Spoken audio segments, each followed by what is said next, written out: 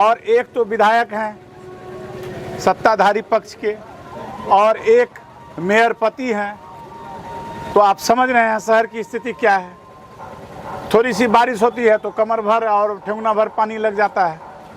इनको मौका दिया है, ऐसा नहीं है। पूर्णिया वासियों ने इनको मेयर बनाने का काम किया है और मौका दिया है। तो मौका मिला तो क्या किए वो जनता देख रही है। और हमारे माननीय विधायक जी तो 10 वर्षों से हैं, तो 10 वर्षों से तो हमको लगता है कि महीना में 10 जगह भी नहीं जाते हैं, कहीं नहीं जाते हैं। कोई इनको देखा नहीं है 10 वर्ष से। सिर्फ मीडियाबाजी और सोशल मीडिया में ये बने रहते हैं। तो सोशल मीडिया में रहने से वोट नहीं मिलता। दाह संस्कार के लिए उसका जो है लाश रखा रहता है। कितने पिता को तो अपने पुत्र की मुखाग्नि नसीब नहीं होती है। तो निश्चित रूप से ये बहुत दयनीय स्थिति है। और डबल इंजन की सरकार 20 वर्षों से बिहार में है। उन्होंने आज तक सीमांचल क्या पूरे बिहार का देखभाल नहीं किया। अभी जब इलेक्शन आया है तो वो रेवड़ी बांटने का प्रयास कर रहे हैं, जनता को घूस दे रहे हैं और घूस दे के वोट लेने का प्रयास कर रहे हैं। चूँकि उनकी प्रवृत्ति ही घूसखोरी की है, भ्रष्टाचार की है। और नए लोग आएंगे नई स्फूर्ति के साथ, अच्छा से काम होगा और व्यवस्था परिवर्तन का यही रास्ता है। बहुत अच्छी तैयारी चल रही है, बहुत अच्छा माहौल है। जनता ने मन बना लिया है, जनता जनार्दन ने पूरा मन बना लिया है कि जनसुराज को लाना है और बिहार में जनसुराज की सत्ता को स्थापित करनी है और व्यवस्था परिवर्तन करनी है। ठीक है, आपने कहा कि व्यवस्था परिवर्तन करना है, लेकिन जो सीमांचल की मुद्दा है उसमें कहीं ना कहीं बाढ़, कटाव और पलायन और उसके साथ ही शिक्षा अंतिम पायदान पे, खासतौर से बिहार में अगर सीमांचल की स्थिति को देखें, आपके नेता प्रशांत किशोर लगातार शिक्षा को लेकर के, पलायन को लेकर के आवाज़ उठाते हैं। ऐसे में आप सीमांचल की स्थिति को लेकर के क्या कुछ कहिएगा? देखिए, सीमांचल की जो स्थिति है, निश्चित रूप से आपने सही कहा कि कटाव का क्षेत्र है, ये कोसी बेल्ट है और शिक्षा की स्थिति बहुत खराब है।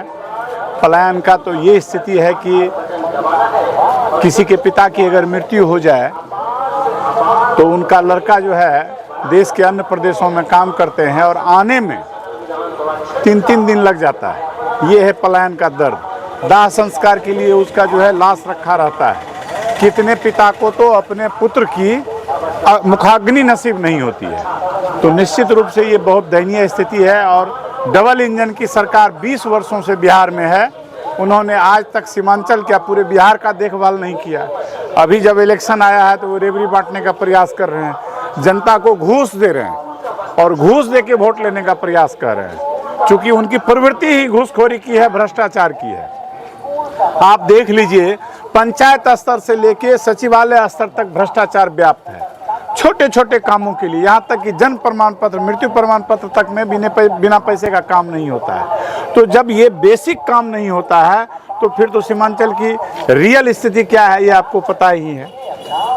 तो हम तो जनता से आग्रह करेंगे, आम जन से आग्रह करेंगे और हाथ जोड़कर विनती और प्रार्थना करेंगे कि एक बार हम लोग को मौका दीजिए और ये 35 वर्ष की सत्ता परिवर्तन वाली सरकारों को बदलकर व्यवस्था परिवर्तन कीजिए। और जब आप व्यवस्था परिवर्तन कीजिएगा तो निश्चित रूप से अच्छा होगा और नए लोग आएंगे नई स्फूर्ति के साथ, अच्छा से काम होगा और व्यवस्था परिवर्तन का यही रास्ता है। तो जनसुराज की व्यवस्था बनेगी तभी व्यवस्था परिवर्तन होगा। पूर्णिया सदर में एक तरफ जितेंद्र यादव है महागठबंधन प्रत्याशी और दूसरी तरफ बीजेपी से विजय खेमका है। ऐसे में जनसुराज का जो परिवर्तन है वो क्या दिखेगा पूर्णिया सदर में? निश्चित रूप से दिखेगा। और एक तो विधायक हैं सत्ताधारी पक्ष के और एक मेयर पति हैं।